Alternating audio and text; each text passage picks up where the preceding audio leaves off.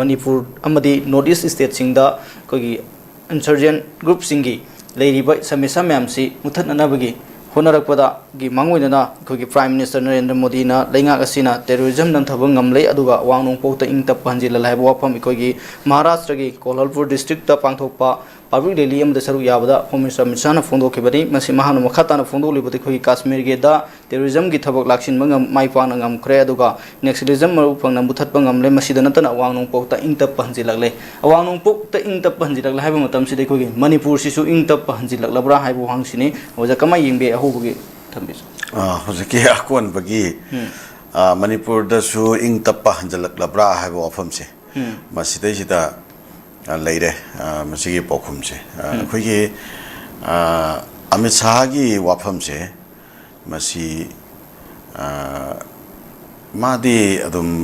khoigi player se mani habatare hojiki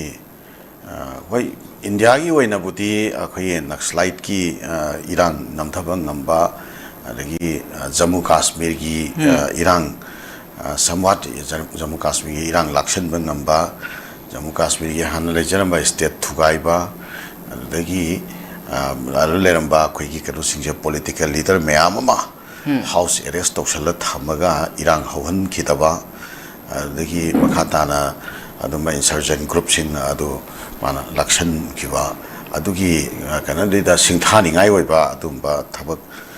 khoi tauki haba khoi prime minister amit shah amasung prime minister narendra modi amasung home minister amit shah ani gi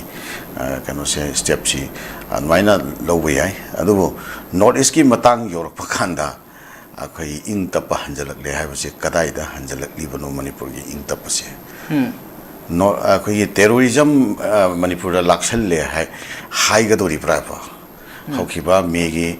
tantara ga humdoi taki akhoi thokiba akhoi kano thodok sire sida akhoi gi mioi taruk pha giba hostage phajan nakhiba gi reida akhoi nagagi pha giba mioi taruk akhoi matat tatlaga phangba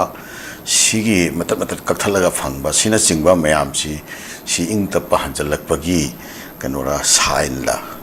namdam sire sida akhoi ngasi phawa free movement oiba adumba akhoi praja singna samvidhan gi makhada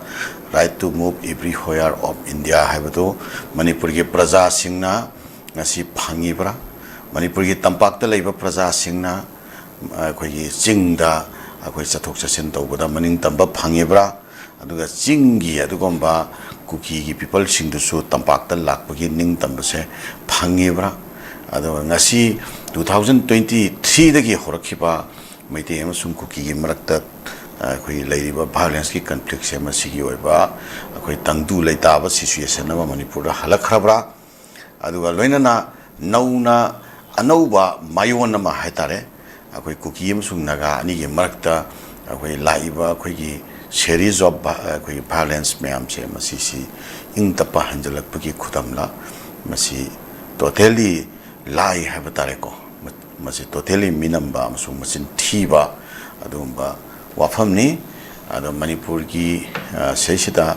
lairiba irang manipur gi sesida lairiba kanglup gi balance lairiba mayam se masigi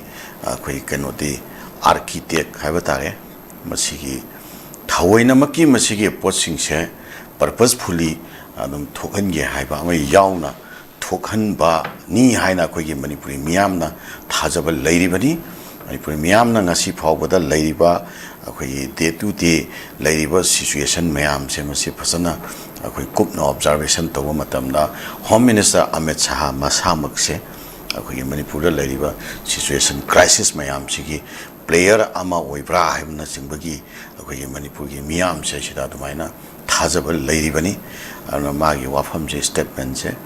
akhoi north east amasung akhoi manipur gi wainati mase